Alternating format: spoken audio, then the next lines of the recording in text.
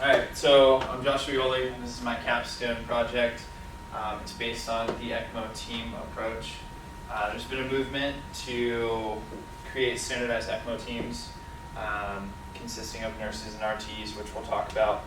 And we'll talk about outcomes and how they've changed since these teams have been formed. So the objectives of this project, we're going to define extracorporeal membrane oxygenation, or ECMO. We're going to show you the prevalence of ECMO cases in pediatrics, because that's the position that I'm in. Risk factors and limitations with the treatment. Composition of the dedicated ECMO team. And then we'll give you some evidence-based practice initiatives and organizations that are responsible. So prevalence of ECMO. Between 2010 and 2017, the number of centers that are offering ECMO as a treatment have nearly doubled. And these records are kept by ELSO, which is the Extracorporeal Life Support Organization. There were 119,754 cases through July of 2019. So this year, the first half of the year, they did almost 120,000 cases. 68,693 of these were pediatric cases, and then 35% were neonates, and 22% were pediatric of that 57. So it's just kind of broken down. So each ECMO run costs the hospital nearly $213,000. Estimates are close to $10,000 a day just for the treatment itself. So these are some of the risk factors that will get you an ECMO run. Meconium aspiration is a big one in neonates. Persistent pulmonary hypertension can result from meconium aspiration, or there's other factors that predispose you to PPHN. Acute respiratory distress syndrome, it's big in kids. They're respiratory driven. If something goes wrong with respiratory, you're going to end up with a cardiac issue as well. Severe sepsis are some of our worst kids. These kids are very sick, and they usually require more support than just our respiratory kids. We've seen an influx of congenital diaphragmatic hernias. We actually do the repair on ECMO, and then wean them and try and get them off a couple days after the repair.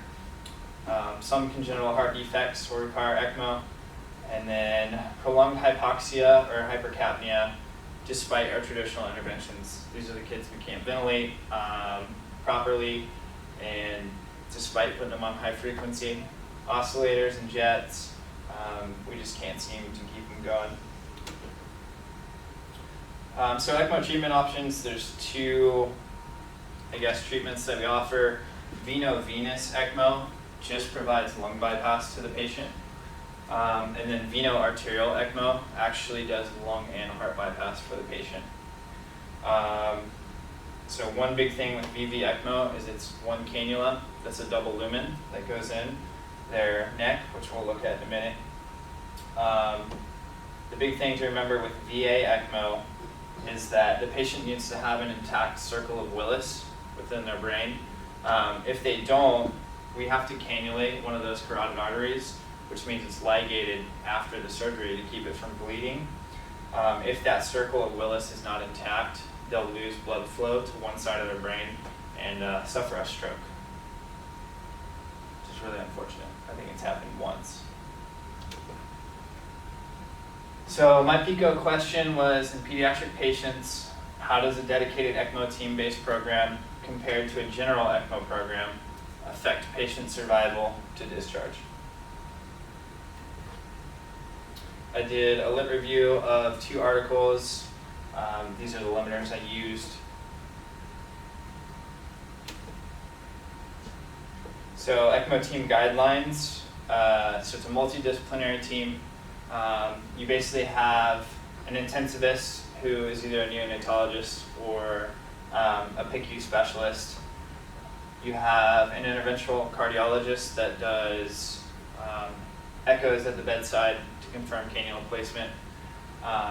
And then you have your cardiothoracic and vascular surgeons who are pretty much in charge of the case. The team itself, like the bedside team, consists of the coordinator, who oversees everything, the primer, who is there 24 hours, so you do 12-hour shifts. The primer is in charge of both the pump and the patient. They're in charge of the entire case. The specialist is in charge of the pump itself, so they work closely with the primer. You have the bedside nurse, who's usually an ICU nurse that has had some form of education, which is not always the case. Sometimes it's a brand new ICU nurse that has no idea about ECMO. And then obviously we work with our respiratory therapists. So the bedside RN is just the ICU nurse, is ideally trained in ECMO and somewhat familiar with it. Their responsibilities include strict I&O recording, so intake and output. Our patients usually have a Foley. They may have 2 to 3 chest tubes, depending on what's going on. All of that stuff gets written down hourly. Because we're on an external circuit, we have to look at everything that goes in and out of this patient, and it needs to be accurate. They're responsible for collection of patient labs via an A-line, any medications that we give to the patient or blood products, and then just direct patient care. So not a whole lot changes, but we do need to add in those I&Os, and they need to be correct hourly. The specialist focus is on circuit maintenance, anticoagulation of the circuit and patient, and then collecting ISTAT blood gases. So my first article that I looked at, it's called ECMO as a Team Sport.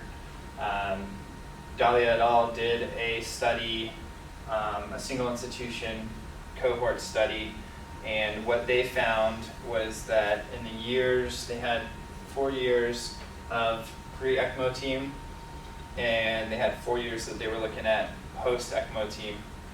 And within those years, they found that 37.7% of patients were surviving a discharge after they were placed on ECMO. So not great. But post-ECMO team formation, they jumped up to 52.3% just by having dedicated personnel. So it's a 14.6% improvement, and it was statistically significant with a p-value of 0.02.